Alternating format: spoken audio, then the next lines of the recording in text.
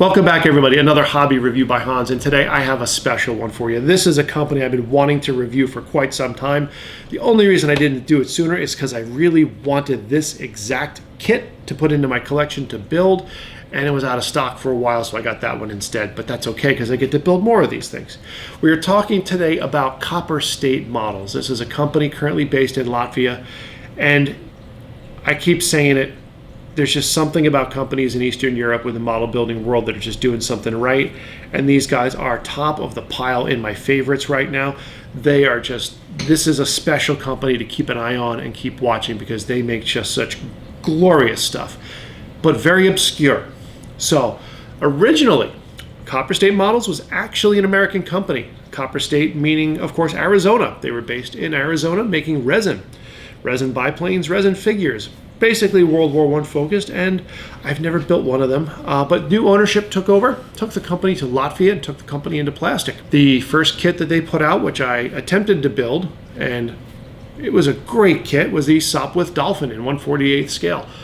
Unfortunately, I made some mistakes because I am inexperienced with biplane models, and I ruined it, which is no fault of the kit. It's a great kit. It is not an easy kit. I will say that about pretty much any well-built, high-end World War I aviation subject, but it was a great kit, and it got this company on my radar. Released a couple of other increasingly complex-looking subject matters in the biplane world, but then they hit pay dirt. They hit their armored car lineup. They started with the Lanchester here, and they started doing a line of World War I armored cars.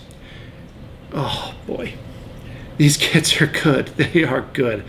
They are really good. So enough so I actually went and bought new camera equipment so I could give you guys the proper view of what these kits look like, because they are just worth it. These kits are fantastic, and you'll be seeing more shots like this going forward. Now, so what makes these kits special? Part of it is the subject matter. I love it when companies do different things. And having such a broad lineup of armored cars, I didn't know any of these cars existed with very few exceptions. We have a Fiat right here. This is a great little kit, a great looking armored car. I didn't know anything about this armored car before. They're so well researched, well designed, well built. They're fantastic kits. The Lanchester, like I said, was one I've wanted for a while, but they have all sorts of weird and obscure armored cars going out right now. They just keep releasing them. They re-release them from time to time as older kits, become less available. So let's just get to it. I'm going to open this guy up and show you what makes these kits special, because realistically, yeah, I love this company. Anyway, let's go on here. So these guys do things a little different. Not too obvious yet, but you'll see it in just a minute. I did take off the shrink wrap that was on this box at first before I started getting into this. Typical modern, well artworked box cover here, showing the main subject there in the one color scheme. Copper State Models logo. They put their logo up nice, big, and proud, and they deserve to do so with the kits that they're making. The subject matter, part number, scale. On your end panels, they are just going to have basically the same stuff on the cover, just in different sizes and layout, so nothing big there. On the one end here, just your normal, okay, here's a model kit, and just in different languages it says that. Like I said, these guys are based in Latvia. On the other side here, you have all the various schemes that are included in there. Just various ones here. Now, they do offer this kit in 3 or 4 different versions with different schemes to it. I believe there's a couple little parts differences, I'm not sure. But most of their kits, if there are multiple broad versions available, they do put out multiple versions just for your different marking schemes. Now, when you open it up, it is going to get right into a little bit different here, because it's not your standard top opening box. It's a little more difficult to open. But then you get into, ta-da! So it's definitely a solid packaging. Top opening here. And right into it, you have your instruction booklet and all your parts. Now, not individually bagged. There's sometimes you get some stuff duplicated, doubled up into bags, but not too bad there. And decal sheet. So pretty standard stuff in there. But let's get into the instructions, because I start showing you really where these things get nice. Now, this is their first armored car kit. When I built their Fiat, it was actually interesting. All the cover was actually in Italian. And on the inside, it had a lot of history about the vehicle. Not so much in the Lanchester, like I said, because this is their first kit. But as they get further along into their production numbers, you started getting a lot more information about the kits and the vehicles that are in there. Now, if you've ever built one, these instructions are very reminiscent, and you could definitely see where they took a lot of cues from Wingnut Wings kits, which tells you really what kind of feel and look they're going for here. So you're going to notice that it's got a very different feel from pretty much any other instructions out there. Now, of course, you have your sprue layouts there, your decals.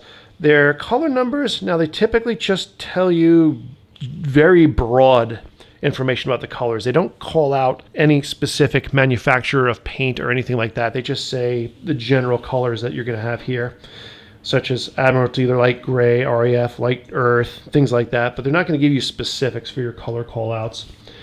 When you get into the instructions, as you're seeing here, we are looking at multicolored CAD drawing instructions.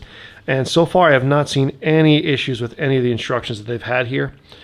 Any kind of little weird quirks to the build, they are going to call them out. For instance, here with the front suspension, you have to be careful where it aligns. Now, in these kits, you are typically going to have not the most detailed, but still quite good interiors on all of them. Like, for instance, here you have the underside of the engine, various bulkheads on the interior. Depending on the kit, sometimes you will have a full engine, sometimes you won't. You have your dash panel there, but like I said, you have really nice instructions here for everything. Well, with the Lanchester, again, pretty simple. So you're going straight into the hull assembly, all your interior stuff that's in there. This one is a bit more basic than some of the others, but it's also one of the kits where there just isn't as much visibility inside. Different details. None of your steps are overly complicated. They all work really well, nice and easy to follow. This particular kit doesn't have a huge amount of options to it, but some of them do, and we'll call out which options to use for different builds, for different configurations. You know, like I said, this is one of their earliest kits, so it's a bit more on the simple side, but right into your final assembly. And into your color schemes, all their color schemes here, you're going to have some of the information about the vehicle there. Drawings are going to be in full color. Now here they do call out an alternate, which they say, even say it right here, it was maybe in this color, but they're not quite sure. They even let you know it's a hypothetical scheme. Others of the Royal Naval Air Service here in Russia in the post-World War I era, Belgian vehicle here. So this particular instruction, it's a little bit more on the basic side, but give me 1 second here. I'm going to get the Fiat instructions to show you those as well. So here we have the Fiat armored car instructions. Like I said on the cover, actually it's in Italian. But like I said, as the company got better at this, I mean, just look at all the information you have here about the vehicle. This is awesome because it's a vehicle I just didn't know much about. Really cool stuff to look at. A lot of information about the color schemes and things like that, color callouts. A bibliography of all the research information you can look into if you're more interested there. And as I said, the kits, the more recent kits are going to be more complicated. In the Fiat here, you do have a full engine in there. And you can see here we have some of the callouts for removal of various posts and stuff like that. A lot of that is because in the Fiat, there's a lot of different variations on how you can have these spare tires and stuff like that, but various seats and handhelds and stuff like that on the interior, steering wheel, brake handles, machine guns. So this is, like I said, more representative of some of the more complex kits that they have out there. So there's more steps in it accordingly. And as they developed in their talents, they've also started including full color drawings here of all the interior to help you out with that. And this particular one, there's definitely a lot more options here. And interestingly enough, and this is something cool I wanted to show you as well. So the Lanchester actually was seen in Italian service as well. And they give you instructions and decals to use on the Lanchester if you wanted to have that in Italian, which is something you don't see that too often. Just all the various options there. A lot more call outs. And then a thank you to all the people that have worked with them on the kit there. Now, like I said, that's the instructions for the Fiat. So as their kits are newer, they definitely grew in complexity a little bit, but honestly, don't worry about that because you have more options in it. They're still not very difficult. Now I need to get some scissors, so hold on one moment.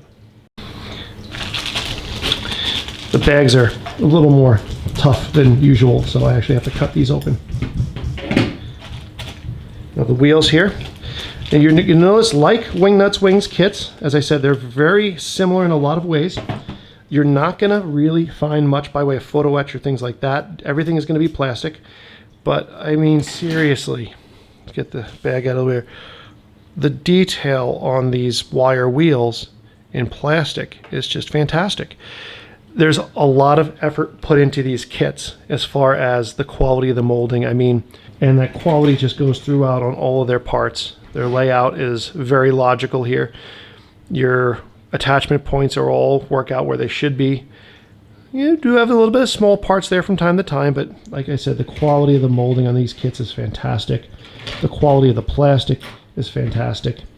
And you're going to notice that, yes, it's a simple subject matter. The parts count, of course, is not huge either, which is great because that makes these very buildable kits. They're just they go together well, they look great. Of course, here you just have various pieces of the running gear and so on and so forth. You have, of course, your numbers molded in there, your sprue identifier, pretty standard stuff. So it's one of those where these kits don't necessarily do anything dramatically new or different. What they do very well is that they're just very well refined.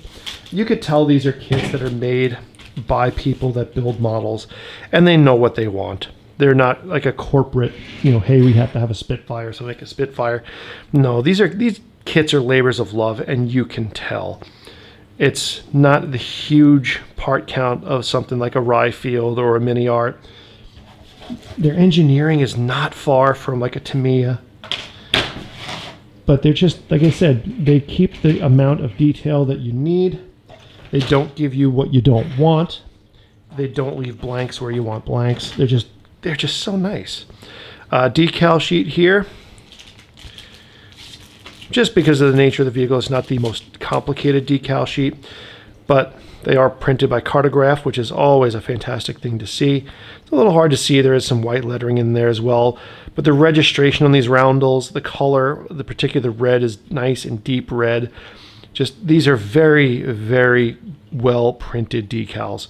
Not overly fancy, but they are what you need, they're what you want, and they give you a very nice result.